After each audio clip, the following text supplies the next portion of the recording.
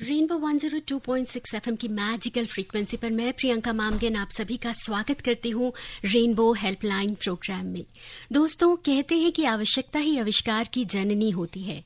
मानव stone age यानी पाषाण युग से कई पड़ावों को पार करते हुए आज डिजिटल युग में यानी डिजिटल एज में जी रहा है। टेक्नोलॉजी का इस्तेमाल करते हुए अपने जीवन से जुड़े कई सारे कामों को डिजिटल फॉर्म में सुपर स्पीड से करना हमारी आवश्यकता बन चुका है। और ये भी सच है कि हर चीज के दो पहलू होते हैं, प्रॉज एंड कॉन्स होते हैं, फायदे नुकसान रहते हैं। वहीं अगर सोचा जाए, समझा जाए और फिर सोच समझ कर आगे बढ़ा जाए तो ये भी सच है कि टेक्नोलॉजी का सही उपयोग करते हुए अगर हम अलर्ट रहें तो नुकसान से बच सकते हैं। जी हाँ, और इस डिजिटल युग में, डिजिटल एज में साइबर सिक्योरिटी को जानकर अपने आप को, अपने एसेट्स को हम सुरक्षित रख सकते हैं, बेहतर तरीके से जिंदगी में आगे बढ़ सकते हैं। और यही वजह है कि आज हेल्पलाइन प्रोग्राम में हम बात करेंगे cyber security in digital as की। और इस विषय पर बातचीत के लिए हमारे साथ मौजूद हैं cyber expert major Vineet Kumar. Jai Hind sir. जय हिंद मैम। जय हिंद। आपका बहुत बहुत स्वागत है प्रोग्राम में। Thank you so much ma'am, it's really a pleasure to be here. Same here sir. Sir, अगर हम डिजिटल एज की बात करें तो डिजिटल एज यानी युग अभी हमने चलना शुरू ही किया है। आगे आने वक्तों में बहुत तेजी के साथ हम जो ये टेक्नोलॉजी है, डिजिटल टेक्नोलॉजी, उसको अपने जीवन में और ज्यादा तरीके से लेते आएंगे। तो ऐसे में जो श्रोता है उनसे क्या कहना चाहेंगे, और साइबर सिक्योरिटी को ध्यान में रखते हुए जो साइबर साक्षरता है वो इतनी इम्पोर्टेंट क्यों हो गई है आज के सिनेरियो में? Right ma'am. सो एक्चुअली जो साइबर का जो क्षेत्र है ये बहुत ही बढ़ते जा रहा है और बहुत मेजर पुश मिला है डिजिटल इंडिया आने के बाद। अब गांव-गांव, दूर remote location, even tribal areas में हमने देखा है कि अब कनेक्टिविटी आ रही है और लोग अब टेक्नोलॉजी का भरपूर यूज कर रहे हैं।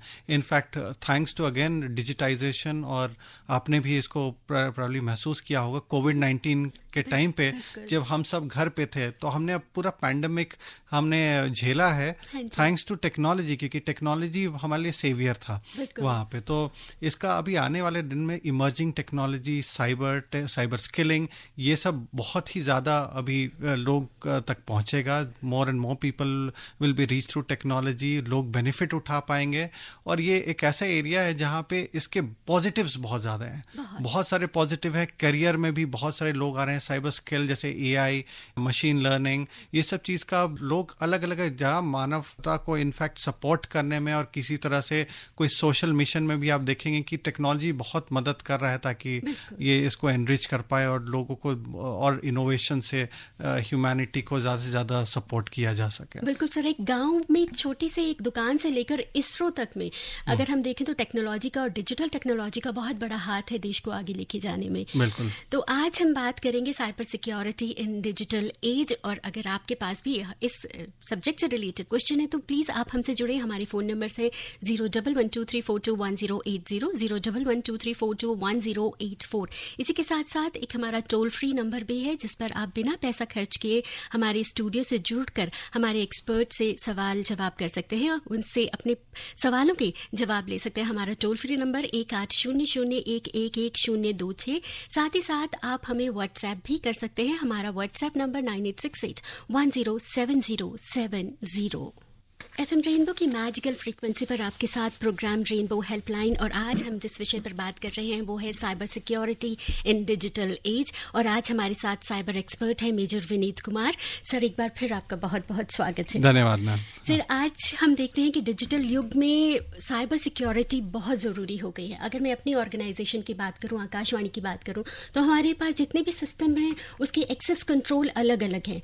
यहाँ स्टूडियो में जितने सिस्टम है उसमें लिमिटेड एक्सेस कंट्रोल दिए गए हैं, ड्यूटी रूम में अलग है, सेक्शन में अलग है।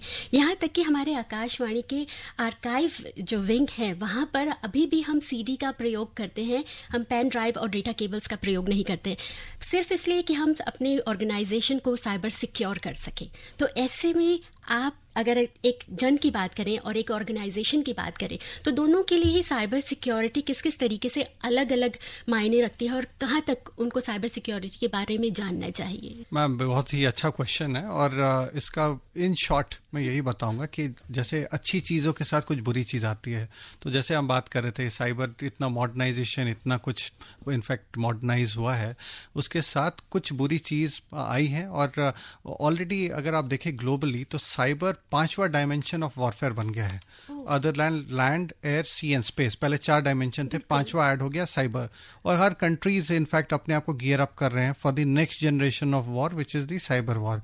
अब ये साइबर वॉर एक तो है कि ग्लोबल लेवल पे country specific country to country attack, और साइबर क्राइम इसका जो छोटा वर्जन है साइबर क्राइम जो कि आपको अलग अलग जगह, जैसे आपने सुना होगा कि झारखंड में एक गांव है जामतारा, एक डिस्ट्रिक्ट है जामतारा, वहाँ से भी कुछ सर्टेन एक आपको आए होंगे कि इस तरह से आपने सीरीज भी देखा होगा वहाँ पे कि एक तरह का कॉटेज इंडस्ट्री बन गया। और जामतारा ही नहीं, ये जामतारा तो एक एग्जाम्पल लिया जाता है, बट इस तरह के साइबर क्राइम के हॉटबेड्स अक्रॉस कंट्री हैं, अलग अलग स्टेट्स में बने हुए हैं, हरियाणा में हैं, के असम में हैं।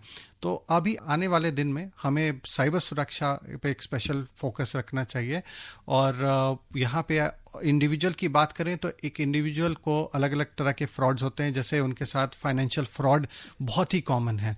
सबसे लो हैंगिंग अगर आप बोले कि क्या जनरली साइबर क्रिमिनल्स टारगेट करते हैं, तो साइबर क्रिमिनल्स बेसिकली स्टडी करते हैं कि लोग क्या पसंद करेंगे। तो इधर उनको किसी तरह का अच्छा लुभावने ऑफर्स दिए जाएंगे कि आपका एक लॉटरी में सिलेक्शन हो गया है, या केबीसी के नाम पे हो सकता है फोन आएगा। तो जनरली लोग को ऐसी ही चीज कभी होता है कि अंग्रेजी में बोलते हैं if anything is too good to believe then you should take a step back, you should not, you should think कि कुछ गड़बड़ी। वैसे ही आपको यू शुड थिंक ट्वाइस, आपको दोबारा सोचना चाहिए कि क्या आपको आईफोन 14 प्रो जिसकी कीमत मार्केट में करीब 1.5 लाख रुपए है, क्या वो कोई आपको 5,000 में दे सकता है? इस तरह की चीजें सोचनी। लेकिन हम क्या करते हैं, जनरल यूजर हम सोचते नहीं है, और हम इस तरह के फ्रॉड, इस तरह के अट्रैक्टिव ऑफर्स में हम फंस जाते हैं। तो एक ये है।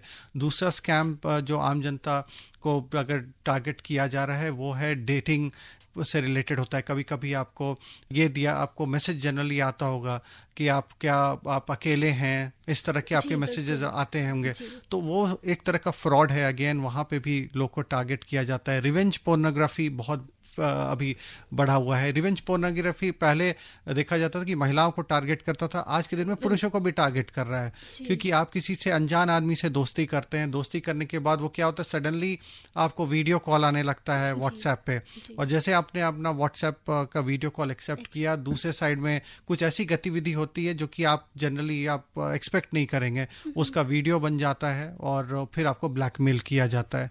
सो इस तरह की चीजें हो रही हैं। और एंटरप्राइज लेवल पे अगर बात करें तो आपने सुना होगा एम्स पे रैंसमवेयर अटैक हुआ, नवंबर के आसपास हुआ, और ये कंटिन्यूसली हो रहा है। मतलब इस तरह के अटैक्स, क्रिटिकल इंफ्रास्ट्रक्चर की बात करें या एक छोटी एंटरप्राइज, स्टार्टअप्स, क्योंकि टेक्नोलॉजी का हर कोई यूज कर रहा है, तो क्रिमिनल्स को भी लग रहा है कि ये तो बहुत अच्छा मीडियम है कि आप दुनिया के किसी कोने में भी रह करके आप किसी को परेशान कर सकते हैं। तो इस तरह की चीजें हैं, और जनरली इसका यही है कि आपको बेसिक सिक्योरिटी टिप्स जो कि हम आगे चर्चा करेंगे उस पर, कि आपको उसके बारे में सावधानी होनी चाहिए कि फ्रॉड कैसे होता है, कैसे बचे। अगर आप बेसिक जानकारी रखेंगे तो आपको अपने आप को सुरक्षित रह सकते हैं मेजॉरिटी ऑफ साइबर अटैक्स के। जी बिल्कुल। अभी बात चली है कि एक इंडिविजुअल पर्सन और एक इंटरप्राइजेस, एम्स है जैसे गवर्नमेंट ऑर्गेनाइजेशन है, आजकल जितनी भी मिनिस्ट्रीज है, जितनी भी ऑर्गेनाइजेशन है, सभी डिजिटाइज हो चुके हैं, अपने अधिकतर काम डिजिटल फॉर्म में करते हैं। ऐसे में हमारी जो साइबर सिक्योरिटी पॉलिसी 2013 है, जो राष्ट्रीय साइबर सुरक्षा नीति के अंतर्गत आती है, उसके बारे में थोड़ा सा जानना चाहेंगे।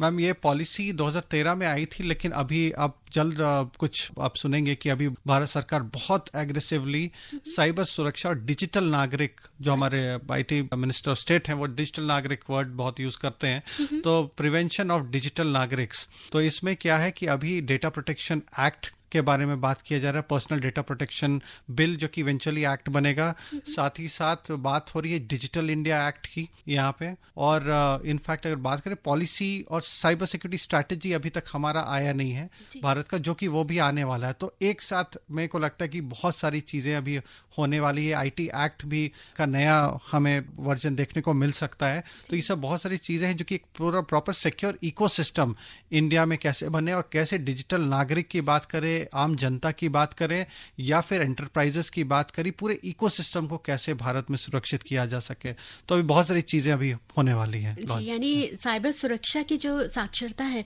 वो बहुत जल्दी बहुत सारे जनों तक पहुंचने वाली है, जन जन तक। बिल्कुल है सर, एक मैसेज आया है, वो लिखते हैं कि अनीता उनका नाम है, उन्होंने लिखा है कि जब भी हम मोबाइल का यूज़ करते हैं तो ऐप्स डाउनलोड कर लेते हैं लाइफ को इजी बनाने के लिए। तो ऐसे में ऐप्स से कितना हमें खतरा है और इसको किस तरीके से प्रिवेंट किया जा सकता है, और ऐप्स को डाउनलोड करते हुए या फिर उसका इस्तेमाल करते हुए किन किन बातों का ध्यान रखना चाहिए? बिल्कुल, बहुत ही अच्छा क्वेश्चन अगेन मैम। यहाँ पे एक तो मैं पहले बोलूँगा थर्ड पार्टी एप्लीकेशंस, तो इट्स अ स्ट्रिक्ट नो। कोई भी आपको अननोन सोर्सेज से अगर कोई एप्लीकेशन आपको मिल रहा है, जनरली हमने देखा है कि मैं भी कभी फ़ोन लेने गया, मोबाइल स्टोर में गया, तो वहाँ पे लोग बोलते हैं, कोई फ़ोन खरीदने आ रहे तो बोल रहे हैं इसमें ये ऐप डाल दो, उसमें वो डाल दो, और लोग अपने फ़ोन से ऐप डालते हैं। तो ये एक अननोन सोर्स से ऐप आता है जो कि बहुत रिस्की है। बहुत बार ऐप में हो सकता है कि कोई मैलवेयर, कोई किसी तरह का आप समझ जाए वायरस एम्बेडेड हो सकता है, जिसको खोलने के बाद आपका फ़ोन किसी और के एक्सेस में चला जाए। तो ये बिल्कुल ध्यान दें कि अगर आप फ़ोन लेते भी हैं तो ये फ़ोन में आप ऐप्स खुद से डाउनलोड करें और खुद से जेन्युइन स्टोर, जैसे ऐप स्टोर से डाउनलोड करें। अगर एप्पल फ़ोन यूज़ कर रहे हैं, अगर एंड्रॉयड यूज़ करें तो एंड्रॉयड स्टोर से डाउनलोड करें। दूसरा, आप जो भी चीज़, अगर आप कोई भी ऐप अगर डाउनलोड कर रहे हैं तो उसको हर एक चीज़, उसके कमेंट्स को भी पढ़ें।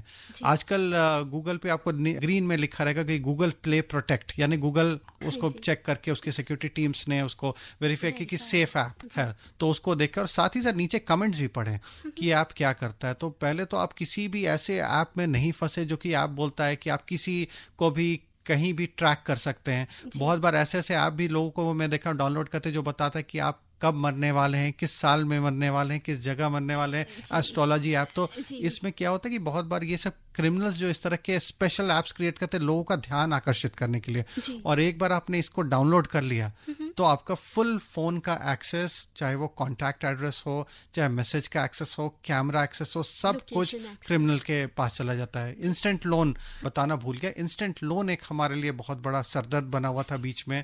आपने सुना होगा कि कुछ लोगों की जान तक चली गई यहाँ पे, क्योंकि कोलैटरल फ्री लोन ऑफर किए जा रहे थे, और कोविड के दौरान इसी चीज़ का बहुत लोग को एक्चुअली किसी को पैसे कोई ज़रूरत रही होगी, उन्होंने ये ऐप डाउनलोड कर लिया बिना सोचे समझे कि ऐप क्या क्या हमसे ले रहा है एक्सेस। तो फुल लोगों ने, जो जिसने ये ऐप बनाया उसने पूरा डिटेल्स उस पर्सन का, विक्टिम का, camera access, location access, contact history, message सब ले करके, और फिर बाद में उसको ब्लैकमेल किया जा रहा था। तो इस तरह से लोग को समझना चाहिए कि एक तो है कि don't believe everything that you see, आप थोड़ा रिसर्च कर लें कोई भी ऐप डाउनलोड से करने से पहले। फिर डाउनलोड करते समय देखें कि परमिशन क्या ले रहा है, और आपको अब तो ये फीचर आ गया कि आप परमिशन चूज कर सकते हैं। अगर आपको कैमरा का एक्सेस नहीं लग रहा है कि ये एक छोटा सा ऐप है जिसका काम है प्रॉब्ली आपको अपडेट देना या लोकेशन न्यूज़ देना, अगर न्यूज़ के साथ साथ वो बहुत सारा एडिशनल फीचर मांग रहा है, जैसे कैमरा एक्सेस मांग रहा है, ये मांग रहा है, आपको वो सोच करके और फिर उसको अकॉर्डिंगली यू विल हैव, आपको करेक्ट इंफॉर्मेशन या आपको राइट परमिशन ही उसे देने हैं।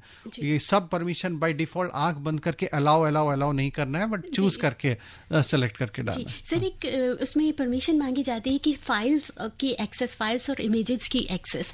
तो इसका मतलब अगर मैंने अपने फोन पे अपनी पर्सनल पिक्चर्स डाली हुई हैं या किसी और ने भी डाली हुई हैं, इसका मतलब वो पर्सन और वो ऐप जिसको मैंने या किसी और ने परमिशन दे दी है वो सारी फोटोग्राफ्स देख सकता है मेरी। बिल्कुल। और यही चीज हुआ जिसमें लोगों ने, क्रिमिनल्स ने क्या किया कि इसी चीज का एडवांटेज उठा करके आपके अगर पर्सनल पिक्चर्स मिल गए, बहुत केसेस में लोगों को इंटीमेट पिक्चर्स, कुछ ऐसे पिक्चर मिले जो कि कपल के बहुत ही पर्सनल पिक्चर्स थे, वो मिल गए, तो वो साथ में ब्लैकमेल करना उन्होंने स्टार्ट कर दिया। ब्लैकमेल करके कि आप मुझे इतने अमाउंट दो, अगर आप नहीं दोगे तो ये पिक्चर सोशल मीडिया पे चले जाएगी या अलग अलग आपके दोस्तों के पास चले जाएंगे, और कुछ लोग को सफर भी करना पड़ा उससे। तो इसलिए सोच समझ के परमिशन, क्योंकि अगर पिक्चर्स का एक्सेस दे दिया, अपने फोल्डर्स का एक्सेस दे दिया, तो आपके जो क्रिमिनल्स जो इस तरह के ऐप्स बनाते हैं वो हर एक चीज देख सकते हैं, आपकी हर एक गतिविधि, आपके लोकेशंस की, अभी आप किस लोकेशन पे बैठे हैं, अभी आप क्या एक्टिव बात कर कर रहे हैं, आप व्हाट्सएप के में किसके साथ कन्वर्सेशन कर रहे हैं, तो लिटरली एक एक चीज आपकी फोन की हर एक गतिविधि को कोई देख सकता है दूर से, अगर आपने बिना सोचे समझे किसी को परमिशन दे दिया या कोई ऐसे रोग एप्लीकेशंस आपने इंस्टॉल कर लिए। जी बिल्कुल। एक और बात आती है सर, जब हम ऐप की बात करते हैं, अपडेट्स के बारे में भी वो कहता है कि ऐप अपडेट है, आप अपना ऐप अपडेट कीजिए, तो क्या अपडेट करने में भी किसी तरीके की सिक्योरिटी हमें देखनी चाहिए या किन किन बातों का ध्यान रखना चाहिए? अपडेट एक अच्छा फीचर है, बल्कि एक सिक्योरिटी एक्सपर्ट भी हम बोलते हैं कि आपको अपने एप्लीकेशन, अगर आप फोन यूज कर रहे हैं, एप्पल यूज कर रहे हैं या एंड्रॉयड यूज कर रहे हैं, तो उसमें आपको आप देखेंगे कि अपडेट का सेक्शन उसके लिए भी है, फोन के लिए भी। तो फोन के अंदर भी फर्मवेयर है, उसको भी आपको ऑटोमेटिक अपडेट इनेबल करके रखना चाहिए, ताकि कभी भी कुछ अपडेट आया तो वो अपडेट हो जाए। अपडेट का बेनिफिट ये है कि बहुत बार कोई, एक तो है कि फीचर्स, लोग समझते हैं अपडेट का मतलब कि नए फीचर्स का, बट एज सिक्योरिटी एक्सपर्ट मैं ये भी बता दूं कि अपडेट के साथ साथ बहुत बार ऐसे होते हैं कि आपके एप्लीकेशन में कोई बग हो सकता है, जिसने उसको क्रिएट किया एप्लीकेशन, वो हो सकता है बग को पैच करने के लिए वो अपडेट रिलीज कर रहा हो। तो इसलिए अपडेट को रेगुलर करना चाहिए, ऑटोमेटिक करना चाहिए, और ये सब वो सब एप्लीकेशन होने चाहिए जो आपने खुद से ऑफिशियल प्ले स्टोर से डाउनलोड किया। अब ऐसा नहीं कि आपने कोई रोग एप्लीकेशन डाउनलोड कर लिया और वो अपडेट मांग रहा है, तब तो पहले तो आपको वो एप्लीकेशन डाउनलोड ही नहीं करना है, और अगर आपने डाउनलोड कर लिया तो उसको मेक श्योर कि आप उसको इमीडिएटली रिमूव कर दें और जेन्युइन एप्लीकेशन को डाउनलोड करें और ऑटोमेटिक अपडेट उसमें इनेबल करके रखें। जी बिल्कुल। और आज हम बात कर रहे हैं cyber security in digital as की। अगर आपके पास कोई क्वेश्चन है तो प्लीज हमें व्हाट्सएप करें 9868107070 पर। साथ ही साथ आप हमें फोन कॉल्स भी कर सकते हैं 01123421080 01123421084। अगर आप सब्जेक्ट को समझ चुके हैं तो प्लीज लिख लीजिए क्वेश्चन, उसके बाद हमसे पूछिएगा। और अगर आप रिकॉर्ड करना चाहते हैं अपने फोन कॉल को तो उसको पहले से ही रिकॉर्डिंग में डाल के रखिएगा, क्योंकि प्रोग्राम की जो क्वालिटी होती है वो बहुत ज्यादा इन चीजों की वजह से डाउन हो जाती है। आकाशवाणी FM रेनबो, रेनबो की मैजिकल फ्रीक्वेंसी पर रेनबो हेल्पलाइन हमारे साथ, और आज का विषय cyber security in digital age. और हमारे साथ cyber expert major Vineet Kumar, global president cyber peace foundation. एक बार फिर आपका बहुत स्वागत है सर। धन्यवाद मैम। और स्वागत के साथ ही हम चलते हैं मैसेजेस की तरफ। वेस्ट बंगाल से संदीप लिखते हैं, सर बहुत बहुत जय Hind. Cyber security in banking में क्या क्या फॉलो करना चाहिए? जय हिंद संदीप जी, बहुत ही अच्छा क्वेश्चन है। बैंकिंग में एक चीज़ याद रखें कि जब भी आप बैंकिंग ट्रांजैक्शन करें तो ऑफिशियल वेबसाइट पे ही या ऑफिशियल एप्लीकेशन, जैसे state bank of India, state bank का ऑफिशियल वेबसाइट पे जाएं और ऑफिशियल जो उनका ऐप है उसी को डाउनलोड करके उससे ट्रांजैक्शन करें। साथ ही साथ अगर आपको कोई अननोन लिंक से, अननोन नंबर से अगर कोई लिंक आ रहा है या कोई कॉल कर रहा है आपको किसी नंबर से और बोल रहा है कि वो बैंकिंग ऑफिशियल है और आपका क्रेडिट कार्ड या आपका डेबिट कार्ड एक्सपायर हो रहा है, तुरंत उसको कंफर्म करें। KYC करना बहुत ज़रूरी हो गया है। इस तरह के कुछ अर्जेंसी वाले मैसेजेस आ रहे हैं तो उसको इग्नोर करें। कभी भी कोई भी इंफॉर्मेशन अगर अपडेट करना है तो ध्यान रखें कि ईमेल पे या फिर आपको फ़ोन पे या व्हाट्सएप पे, ये सब सही, इनफैक्ट सेफ प्लेसेस नहीं है अपडेट करने के लिए। अपडेट करने के लिए आप अपने नियरेस्ट बैंक ब्रांच में जाएं और वहाँ पे अपने इन्फॉर्मेशन, अगर KYC नो योर कस्टमर है तो उसको वहाँ जाकर अपडेट करें, ना कि ऑन कॉल या इस तरह के मीडियम से, व्हाट्सएप या ऐसे मीडियम से आप अपडेट करें जी। या फिर जो बैंक के जो एप्स रहते हैं, जैसे SBI का योनो है, पंजाब नेशनल बैंक का भी अपना खुद का एक ऐप है, उन ऐप्स से हम KYC अपडेट कर सकते हैं, या फिर नेट बैंकिंग के थ्रू। ऑल्सो ट्रांजैक्शन, क्योंकि आजकल बैंक्स भी बहुत सारे सिक्योरिटी फीचर्स पे काम कर रहे हैं, तो अलर्ट्स, लॉग इन अलर्ट रहता है कि अगर कोई आपके अकाउंट में घुस के कुछ किसी तरह का एक्टिविटी कर रहा है तो आपको अलर्ट मिलेगा। 2 फैक्टर ऑथेंटिकेशन इनेबल करना है। अब लोग सॉफ्ट टोकन के साथ हार्ड टोकन भी दे रहे हैं, पेन ड्राइव जैसी चीज आपको कुछ बैंक सब देंगे कि आप ट्रांजैक्शन करने के लिए आपको उसे अपने कंप्यूटर में या फोन में लगाना होगा, तभी वो ट्रांजैक्शन होगा। तो इस तरह की जो सॉफ्ट सॉफ्ट टोकन्स हो या 2 फैक्टर ऑथेंटिकेशन हो, इसको इनेबल करके रखें।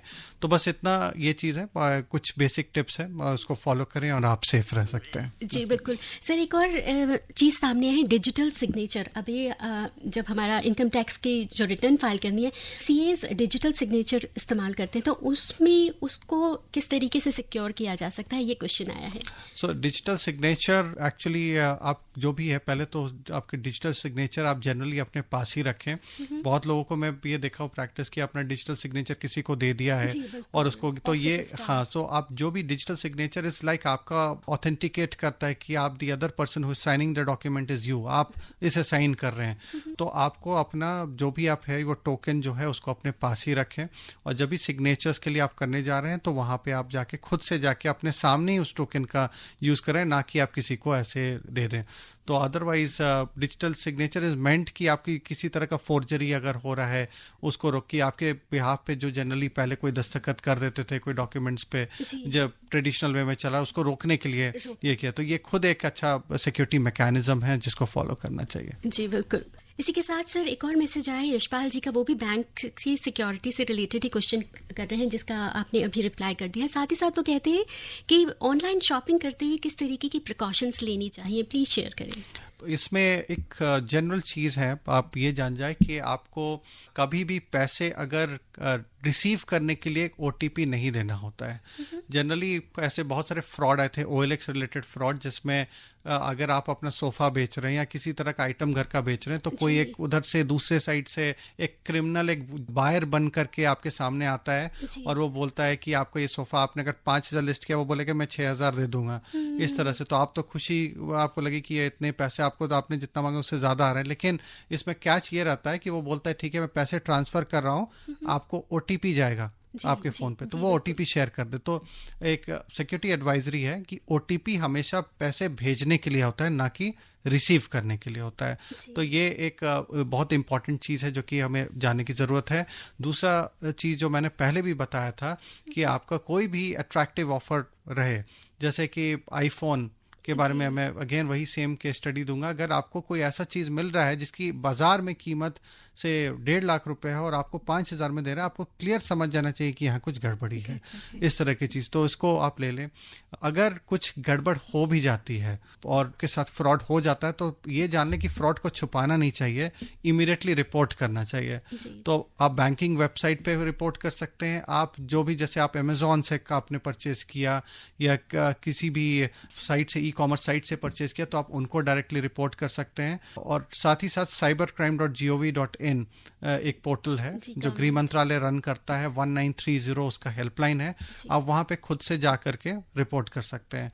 बाकी कोई भी ट्रांजैक्शन आप कर रहे हैं, अगर आप हो सकता है अपने एंड्रॉयड फ़ोन में कर रहे हो या फिर अपने गैजेट से यूज़ कर रहे हो, तो जिस गैजेट से भी अगर आप काम कर रहे हैं तो मेक श्योर कि वो गैजेट सेफ हो, उसमें एंटीवायरस हो, उसको वो प्रॉपरली अप टू डेट रहे उसकी एप्लीकेशन। क्योंकि जनरली कुछ लोग जो विक्टिम्स जो सफ़र किए हैं, मैं देखा हूँ कि वो पब्लिक प्लेसेस ऑफ कंप्यूटिंग में जा करके, किसी साइबर कैफ़े में जाके, जहाँ पे खुद नहीं मालूम कि वो सिस्टम सिक्योर है या नहीं है, वहाँ पे जाके उन्होंने अपना बैंकिंग साइट्स खोल दिया। और एक और चीज जो सामने आया था, जैसे फ्री वाईफाई, तो अगर आप बैंकिंग कर रहे हैं और जैसे आपको कोई फ्री वाईफाई एयरपोर्ट पे मिल रहा है या फिर कॉफी शॉप में मिल रहा है, तो मैं सजेस्ट करूंगा कि आप दूर रहें, अपने कनेक्शन से ही आप ट्रांजैक्शन करें। क्योंकि बहुत बार क्या होता है कि एक डुप्लीकेट, जैसे टर्मिनल 3 का मैं एक डुप्लीकेट वाईफाई नेटवर्क बना सकता हूँ, क्लोन कर सकता हूँ, तो आपको पता ही नहीं चलेगा कि ये जेन्युइन है कि फेक है, और आप उस दूसरे नेटवर्क से कनेक्ट कर लेंगे तो आपकी सारी डेटा, जितने भी इंफॉर्मेशन है बैंकिंग के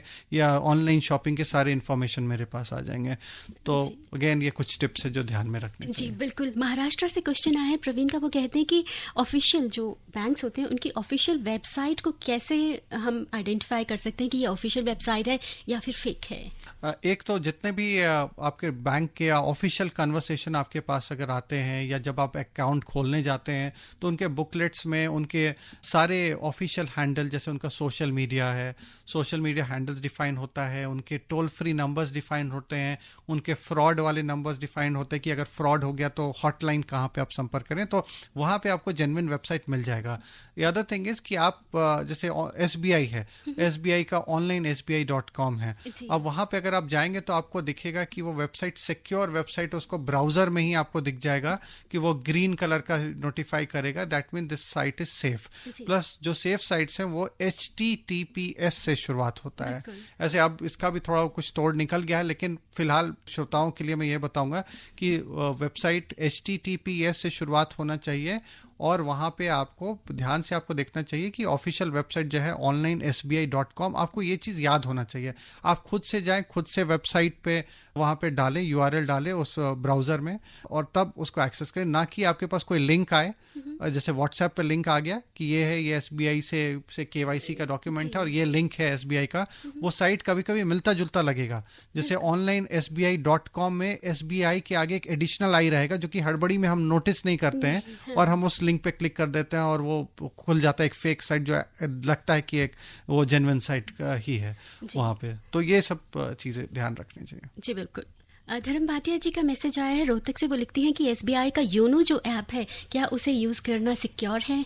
ऑफिशियल ऐप है वो मैं भी यूज करती हूँ, because I am also SBI customer. बिल्कुल बिल्कुल धर्म जी, बिल्कुल योनो जो है ऑफिशियल ऐप है SBI का, बट मैं वही बार बार ये दोहराऊंगा कि उसे आप ऑफिशियल एंड्रॉयड स्टोर और ऐप स्टोर से अगर आपने डाउनलोड किया है तब आप उसको यूज़ करें, या फिर ऑफिशियल वेबसाइट से आपने डाउनलोड किया तब यूज़ करें, ना कि अगर आपको किसी ने उसे शेयर किया हो किसी लिंक के माध्यम से, तो आप मैं रिक्वेस्ट करूंगा उसको ना यूज़ करें। Official YONO is safe secure, और उन्होंने बहुत सारे मैकेनिज्म्स लिए हैं जिससे आपका पैसा जो है वो सुरक्षित रहे और वो फ्रॉड के हाथ ना लगे। जी बिल्कुल सर, हमारे पास लगभग 1.5 मिनट का समय है और एक बहुत इंपॉर्टेंट इन्फॉर्मेशन आपसे ज़रूर लेना चाहेंगे।